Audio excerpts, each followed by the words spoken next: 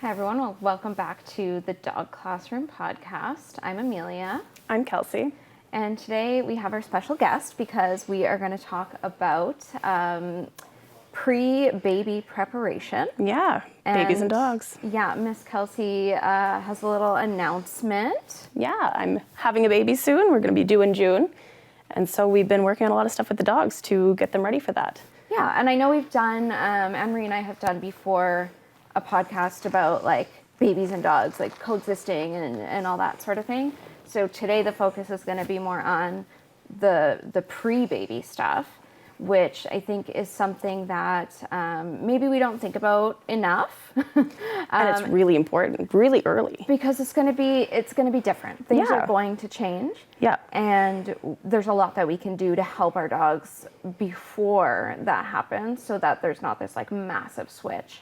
And then we're scrambling with, baby in the arms and dog doing this and trying to figure everything out. So, I figured I would ask you a few questions and then maybe we would just talk about what you've been doing for preparation, because obviously you have maybe introduced Miss Sticks here. This is Sticks. She's my German short-haired pointer. She's the more mature of my dogs. I also have a puppy at home, so that's going to lead to its own challenges. But she's here just to demo some of the skills we've been working on together.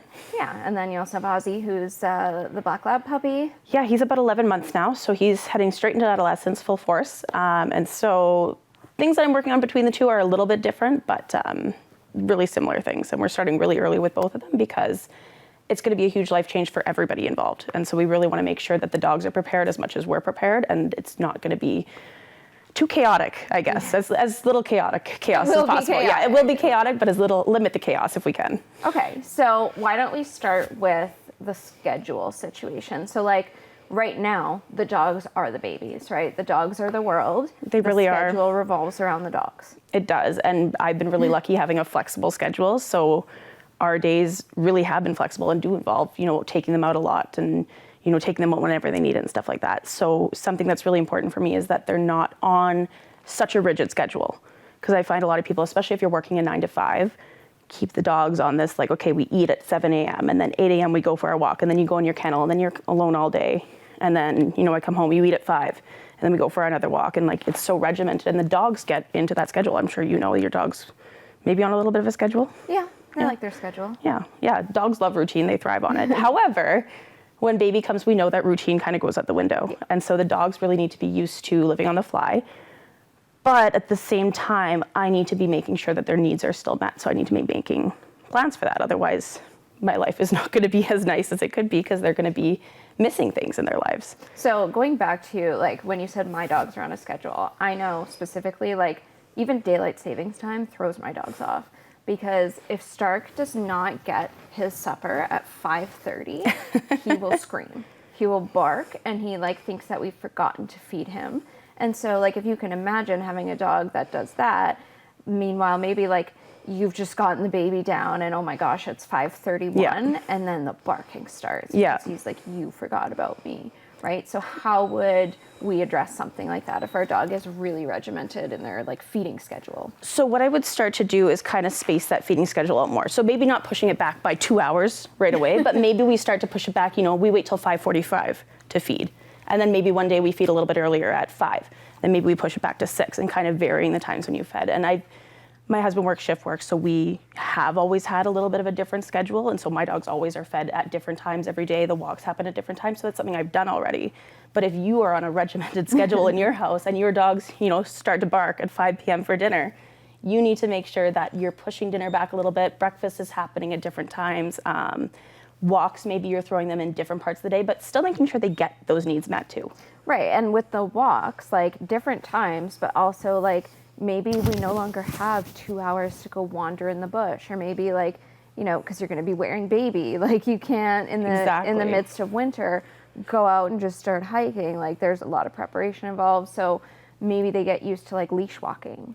Maybe they get used to a different route. If they're already used to okay, we go this way on the neighborhood, we go around this block, we do this and this and this.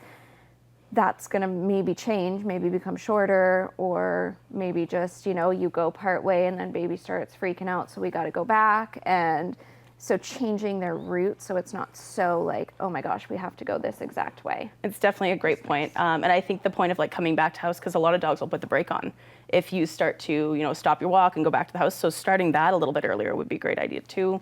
Turning back, taking different routes home. I think another thing too is if you are someone who does a lot of off-leash walking, getting them used to a similar kind of exercise, but that looks a little bit easier for you. So maybe it's something like a long line walk, right? Getting them used to being on a long line, not pulling on it, doing recalls on it, going to a field with it instead of doing, off-leash trail walking and stuff like that. Just to make sure, again, they're still getting those needs met because they are still the babies, even when we have the babies. It's just the focus for the first little while is not going to be 100% on them, and it's going to be an adjustment for everybody. Yeah, and when we're talking about those walks, like I know Anne-Marie and I talked about, like once baby's already there's the stroller you have to get them used to. There's different things that they have to start to learn about. You can start to do that prep. Definitely. Now. Yeah. And so I know you had a stay and train dog that Miss Kelsey was looking like a bit of a weirdo running around the neighborhood with an empty stroller. So nobody ever said training was pretty. Training often has you looking weird and ridiculous. And so one of the things that I haven't started doing yet personally, but I have done with stay and train dogs in the past is you get your empty stroller and you go out with the dog and you teach them what next to it. Because when you think about the stroller, like you're introducing a lot of new things with that. The stroller itself is weird for a lot of dogs. I knew one dog who didn't even want to go near the stroller. He was so scared of it. And so we really had to work at making him comfortable just with it being there and then moving and then walking with it. And then obviously you need the dog to have some loose leash walking skills. So if that's not something you have down pat already, you got to build that up too. And you have 9 months to do it if you're lucky. And on top of that, you're introducing, maybe a little bit of a heel with the stroller there, right? Because they can't necessarily be going in front of the stroller cutting it off. So they do need to have maybe not necessarily a very tight heel, but they need to be walking beside it and comfortable doing that. I think a big thing for walking for me too is when you're poop scooping, not having the dog pull you in two different directions, right? So I really have been working on a sit-stay with both of my dogs because I walk them both at once while we're poop scooping because I can't have a stroller in one hand, two dogs in my other, and I'm picking up a poop. That's just not going to work for me. So that's really been something we've been working on. Yeah, and something else that I recall you mentioning was involving your partner more. Yes. So if you do have a partner in the picture, and maybe like for us, we are, the dog moms, like we do most of the things with the dogs. Definitely, being the trainers, right? Like it just kind of does fall to us. We do a lot of the training, a lot of the walking, and with the nature of my job, I have more time to do that sort of stuff. However, when baby comes, mom a lot of the time is going to have to focus on baby, and dad or whoever the partner is going to have to come take on some of that role of taking primary care of the dogs. And I think too, if your partner is not as involved in training and they're not used to listening to the partner as much, I know there's a big difference between how my dogs listen to my husband versus me. I think it's really important that they spend some time working on training foundations, practicing some of the basic skills so that the dogs listen to them just as well or are able to recall off a mom even. And I think that's another really important skill in the house too. Yeah, doing some recall. We're going to talk about specific cues, but like thinking about how many clients have told me like, the dog only listens to me, they don't listen to him. And this is something we'll get into in our next episode, but the foundations that the partner's going to need to build with that dog. Like they're not just going to do, a perfect recall away 100%, from their favorite person. Like that's a really hard behavior to ask for. And then like it depends how sensitive the dog is, right? Like if we're thinking about, I always think of Stark being very sensitive. If I was like, okay, like I asked my partner to go take him for a walk, like not going to happen. He's not going to go because he's not going to go away from me. Yeah, it's different. And so that would be something like if we had to work on that we would start doing in advance. Same thing with like sometimes with feeding, like, oh no, like with Nuggie being weird, I can't feed her, he has to feed her. Yeah. Like just practicing those different things and being like, this is how it's going to be sometimes. And let's start getting used to it now. And then like you're talking about walking, like maybe instead of you having two dogs in a stroller, maybe, he does the stroller, he takes the dogs or he scoops the poop or. Exactly. You definitely need to split the tasks a little bit. Yeah. And so that's something that I don't think a lot of people consider when they're trying to get ready, because it's more about like, let's get ready for the baby's toys. Yeah, baby's and, room, like all that sort of stuff. But you can't start early enough with dogs, especially if they spent, Styx is 5 now. She spent 5 years, 4 years as the only dog. And now at 5, she has a brother, and now she's going to have a baby sister. And like, it's going to be a big change. And so if you start really early on, you're more likely to have success changing those behaviors or getting them used to it than if you're just, 2 months out from baby, you're exhausted, and you're just trying to like quickly work through all this stuff. It's not going to work like that. You have to start early, even if you're out with a stroller looking a little bit ridiculous. Well, and you just mentioned, right, like you're feeling tired, like you've been having a tough time, Yeah, it's rough. So you're maybe not like, I want to do all this training every day, but like picking away at it and just doing what you can. Exactly. While you're feeling well enough to do it, because it's been a go. Yeah. The other and I thing, don't think it has to be an hour a day either. Like you can take 5, 10, 20 minutes a day, do some of the things, make yourself a little list, right, of all the things that you want to get done. And that's another point that when I was talking to Anna Marie about this topic that I brought up, is like thinking about all of the situations that might happen after baby comes, right? That where you might find yourself more stressed. Baby's crying, they're hungry, you're trying to feed them, and dogs are whining to go for your walk. Okay. In this situation, what can I use before it's actually happening to get myself some peace and get the dogs where they need to be? So for me, that's maybe a go-to-mat, or maybe it's having a rotation of food toys in my freezer that I can go and I can pull them out and I can say, okay, here, go to your mat, here's a food toy. That buys me 20 minutes of time, just like, let's breathe for a minute, let's all calm down, instead of getting so escalated and overstimulated in a situation by everything going on, because it is stressful. Yeah. And just taking a minute and being able to have that minute by having these skills in mind beforehand. And we talked about just the other day, some people have a lot of resentment to their dogs. Yeah. After baby comes, and like, we're not going to go into like the hormones and all that stuff, yeah. but like just based on the behavior, that was 100% fine for, 5 years. Styx is a whiner. She is, as you can see. Yeah, she likes to whine. And when you're dealing with like baby crying and, the puppy needing to go out and then her whining, like that's a lot. And just the fact that you're thinking about it, you're realizing in advance, like this is going to be something that's going to overstimulate me. Exactly.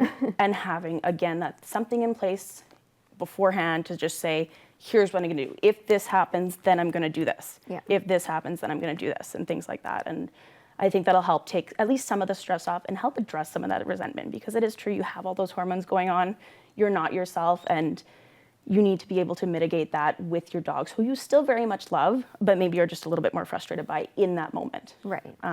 And also thinking about like when we're talking about things that our dogs are used to, I'm also thinking sleeping arrangements, because how many of us have our dogs? We have our dogs under our covers. I'm guilty of it. Styx sleeps in the bed. When we got Ozzy, I said, no, he's going to sleep in a kennel, because I could not do one more dog in the bed. But it's not safe to have baby and dog in the bed, and you are going to be more tired. You might fall asleep a little bit with baby in the bed, even if you're not supposed to. And you do need to get them used to those sleeping arrangements early on, because that's a big adjustment for the dog to say, okay, you're used to sleeping in the bed under the covers. Now you have to sleep on a bed on the floor. Or now you have to sleep downstairs, or whatever it happens to be. And I think something else we don't realize is you're up a lot throughout the night. Every time you get up, your dog's up too. Yeah. So you are also affecting their ability to get sleep and get quality rest, which can then, we know, affect behaviors the next day for everybody involved. So even if it's not staying in the room with you, maybe moving them to a different room where they can get more quality rest, if that's something that you're able to do. Yeah, and I think like when we're talking about sleeping arrangements, changing it so that it becomes a new habit before, like, because you don't want to be, oh my gosh, I'm exhausted. I have, the babies beside me in the bed, and now I'm trying to like shoo the dog off of the bed or whatever. Getting them used to it and creating that as their new habit, so that it's not something that we're just like, okay, this has to stop. Definitely. And I know there's a lot of dogs out there who are not very easily shooed off a bed. They say, oh no, I'm not moving, and they will not move. And so you have to actually practice that skill with them, an off skill, right? Or a beep beep, or something that just says move over to this spot. This is our new spot. And again, early on, getting them used to it, not 2 months before you have baby or 5 days before, but like 6 months before, starting slow and saying, okay, tonight you're going to sleep on your mat for a little bit, then you can come in the bed. Then you're going to sleep on your mat for a little bit longer, then next that you're in the bed, and just kind of slowly implementing that instead of it being such a hard life change right away. Right, because that would be very challenging for you as the owner as well, by going, okay, now you're going to be separated from me. I'm going to put a gate up. You're not allowed in the room. They're going to be upset. You're going to be upset. It's going to be a situation. So now you're talking about cues that the dog should know. So why don't we go into that? Because That's a good idea. it looks different. And I know we talk about this in classes, but like having a hand signal and having a verbal cue and all that, having a dog who can go to mat when you walk over to it and you point at it is great. Yeah. Having a dog who can go to mat when you have a baby in your arms, you've got a bottle in the other arm, you're flustered and you are just like, go to mat. Like, exactly. You don't have arms to point to the mat. Yeah. So having them be able to do that on a solid verbal cue is something that would be so helpful. Yeah. Yeah. And I think also not forgetting that these things you have in your arm are going to be very interesting to the dog, right? Baby, bottle probably smells good. Baby's crying and making all these sounds the dog hopefully has heard before because you've gotten them used to them, but maybe hasn't had so much experience with. And so when you're doing that, you're going to have an extra level of distraction. And so training for that too, practicing your go to mat verbal, practicing the distance to the mat, because I'm not always going to be right next to it. Sometimes I'm going to be on the couch and the mat's across the room and they have to know to go. So that's a really important skill to build up. And the stay on the mat too is really, really important. So working on duration, just having the dog lay there, not feel the need to get up or move around because they've settled. Part of that is also having their needs met so that they can settle. Yeah. Yeah. And then the other one that comes up a lot is, because you said they're interesting, right? The things that are so interesting is the dog jumping on us. Yes. And some people, you know, the dog goes their whole life and they come home and they're so excited and they greet the dog and the dog jumps on them and they're okay with that. But then it suddenly becomes not okay when it becomes dangerous because you have baby in your arms. So things that can mitigate that, having your partner be able to recall your dog, or somebody be able to recall. Like if you have your family members over, if you have, you know, grandma's coming to help or something, having them be able to call the dog away from you, which is already really hard. Definitely. While you're holding something very interesting, that's going to be a really tough distraction. Having them be able to be called away so that you don't have to be like physically trying to block the dog. Yeah. And then also you were talking about the gotcha. Yeah, I think too, a lot of times dogs and babies both like to be on the floor. And dogs are going to step towards things that maybe they're not supposed to step towards, or they might try to put their paws, because my dogs like to put their paws on everything. Maybe they're going to try to put their paws on a really expensive piece of baby equipment. So I would like the gotcha, you know, to just kind of be able to redirect the dog without having the dog. And what is a gotcha? Gotcha is just we grab gotcha, right? And the dog gets a treat for it. They're used to being grabbed. Nobody's turning around and biting my arm or getting upset with me for grabbing them. Right. And so to be able to do that in a pinch where the dog's just going the wrong way and I'm just like, gotcha, really quick, and I can redirect them to where they're supposed to be and physically stop them if I need to, a really important skill to have before they step on someone or something they're not supposed to step on. Yeah. Yeah. Other skills like leave it. Huge. If you think about dog and baby toys, very similar looking, right? They make fun sounds. They've got fun colors, fun textures for the dog, like crinkles in baby toys, crinkles in dog toys. Lots of fun. Being able to do leave-its off those and trading up, I think, is really important. But also having like a clear spot where the dog can get their toys from, right? Like, here are your toys. Here's what you can play with. This you cannot play with. We're going to leave this. We're going to leave that, right? Well, and they make, like we talked about, like the baby jails, like the little, the pens. Like you can get a pen that's the size of an entire room. The baby toys stay in there. The dog does not go in there. Exactly. And then you're just setting both of you guys up for success, because you're not going to be running around chasing the dog for the baby toy, and the dog isn't going to be confused about, okay, which one's mine again? And also, like, I remember babysitting a child who crawled toward the dog toy and wanted to put the dog toy in their mouth. Like, it's... and stuff like that is going to happen. You do have to get over that a little bit, I think. But yeah, it's just working leave-its off it. You can't work leave-it with a baby, but you can with the dog. And just making sure that the baby toys at least aren't making it into the dog's mouth. If the dog toys make it into the baby's mouth, that's a separate issue, I think. Yeah, but I mean, doing the leave-its and not just the toys. We're talking when they start, you know, in the high chair and all that. Yeah. Like, you can start to prepare for that stuff now. Yeah. Is if there's food on the floor, leave it. If there's a diaper, unfortunately. Yeah, really, dogs love gross things. Yeah. We can leave that too. Yeah. Just practicing essentially, like, so that you have, again, a strong verbal cue. You don't have to pull the dog away from something. And you're saying, don't touch that. go do something else. So leave it and go to Matt, or leave it and come here. Exactly. Here's something else to do. Yeah. Yeah. And then as far as people coming in, right? Because a lot of the time, Huge. You're going to have way more visitors after baby comes. there's going to be some visitors, Yeah. and you are not going to be able to go to the door and hold the dog back No. and whatever. So it's something that you can start to do now, either setting up something at the door, a gate, Yeah. setting up a situation so that there's a new routine at the door. Or again, going back to those contingency plans, having a plan in place. Okay, when we have guests over, where's the dog going to be? So for me, I like to have them away behind a baby gate so that my guests can come in. I can settle my guests. I can say my hellos without anybody getting jumped on. And then I can take my dogs out, maybe one at a time if I have to, and work on proper greetings. And proper greetings will get better, obviously, as you work on them more. But if you start to do that now before you have baby involved, they're going to look a lot better after you have baby there and you're seeing that higher volume of visitors. Yeah, and also when we're doing like greetings and stuff like that, if the dog barks at the door, right? Yes. That's really frustrating for a lot of parents because that upsets baby. Exactly. So keeping them away from the door might be a good contingency plan. Yeah. But then there's another layer. Is your dog used to being separated from you? Yeah, and a lot of dogs are not, because a lot of people let their dogs follow them everywhere. And that's fine for a lot of the time. But when baby comes, that's not going to be the case all the time. And so they do have to be used and comfortable being behind a baby gate without whining or barking or being, emotionally damaged by it. So I think setting that up right now, right? Having a baby gate up, tossing the dog treats from one side, walking away out of the room for a second, coming back and be like, see, I'm still here. It's not a big deal. Leaving again for a little bit longer and just practicing a little bit of that separation. Super important, because you're going to want some space too. You are, and I think there's going to be times where it's a safety thing, right? Yeah. And we talk about that in the other episode where we talk about after the baby's here and, safe zones and all that sort of thing. But they are going to need to be separated from you at some point. The other thing is some dogs are very interested in baby, and they're going to need to be separated from baby at a lot of points. Because they're so interested, yeah. Yeah. So having those sorts of things in the back of your mind beforehand, then we can start to go, okay, we're going to, spend 5 minutes separated by a gate. And I think going off that dog on couch too. If you're feeding baby, if you're doing stuff, changing baby, the dog should not be on the couch, just for, again, the reasons we talked about, stepping on them, getting a little bit too involved, doing whatever.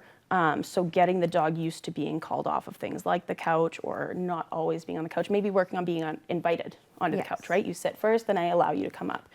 Hard habit to break if this is the first time you're introducing it, but if you start early, you're gonna have a lot better time with the dog doing that. And that's the thing, is some of these habits have been going on for 5 years, right? Or however old the dog is, you're not gonna break them in 9 months. Definitely but not. we can start. Yeah. Because we're essentially without a whole ton of management anyway. Yeah. Because, you could, stop the dog from going on the couch by gating off the couch. Yeah. Not everybody has the space or whatever to do that. So we, teach the off cue and stuff like that, which is going to take a little bit longer. I think going off of our off cue too, I like to teach an out cue as well with my dogs. So an out cue to me means run to the nearest doorway or threshold and go out of it. And so when dog is underfoot, when baby's crying, when you're trying to just walk around rocking baby and dogs are trying to follow you, just saying out, being able to point the dog out of the room and just having them stay out for a little bit, huge. So that's been a really important one I've been working on with my dogs, because I know when I'm frustrated, words are not going to come very easily to me. So having simple words that I could say out that are assigned to an actual behavior that I've spent time teaching the dog is going to help both of us kind of get a little bit along a little bit better. Yeah, and practicing those cues and having them clear and consistent and all that stuff is going to be important. Absolutely. Because out is very clear, and it's a trained behavior that you've already done. It's not, get out of my way, you're in the way, blah, blah, blah, blah, blah, and you're just nattering at the dog. Yeah, it's one word, simple, concise, and it means something. And that's the biggest thing with everything you're going to do with your dog, is make sure it means something. And like we talked about contingency plans, have those meanings down beforehand of if this, here's what this cue means to help me with this. Right. And have that in your brain too, because it's not only practice for the dogs, it's practice for you in those high stress, high distraction maybe situations, using the behaviors and the cues that you've trained instead of just getting blah, blah, blah, don't go, blah, blah, blah, sort of stuff like that. Mm-hmm. Yeah, because we get flustered, and in the moment it's really hard to figure out what we want to say. Yeah. So if we Totally do normal. a little plan ahead of time, then it works out a lot better. Yeah. I think the other thing is having again, the partner or whoever might be coming over to help you, or your family or whatever, being able to do some of those things for you. Yeah. And being able to say, okay, gotcha, and move the dog out of the room. Exactly. And the dog being able to listen to them too. Yeah, and the dog not being like, that's not the first time it's happening. If some stranger comes into your house and tries to grab your dog by the collar, that could be a problem. Yeah. Right? And the dog perceives them as a stranger, not you. Exactly. But prepping these things in advance, I mean, like, you know what, it'd be really helpful if you could say leave it and the dog would leave it because you're over helping me with meal prep or whatever. It would be great if the dog would be able to just listen to you and back off. Yeah. So why don't we summarize a little bit? Yep. Because we've covered a lot of things. Yeah. But overall, we're thinking, you know what you need to focus on for your sort of schedule, because your schedule is not the same as mine. Exactly. And so, you know, for you, changing meal times, changing exercise, changing the route, like that's not going to be your focus, because that's already something That we've done. that they're not needing consistently and the same all the time. Your focus is going to be more on the trained cues Yeah. and making sure that both dogs are clear. Exactly. Especially with the puppy, making sure that he's ready for it too, because he's going to have a higher level of. Yeah, well, he's being still able to learning life. Yes, exactly. So having some grace, I think, for your dog too. Starting early, I think, is the biggest thing that everybody can do to help their dogs out. So as soon as you find out, you're thinking of, okay, what do we need to do to get the dog and ourselves ready for this, and starting that training right away instead of delaying it 7 months in and only having 2 months to work on things. Right, and I think, like for most people, we talked about, like, they're getting really excited about, like, painting the room, and like you know, you're still doing all of those things.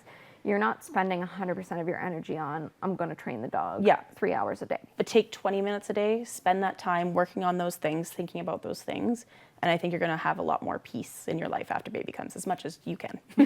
A little bit less chaos. Yeah. All right, well, thank you guys so much for joining us. We hope you enjoyed this one, and we'll see you next time.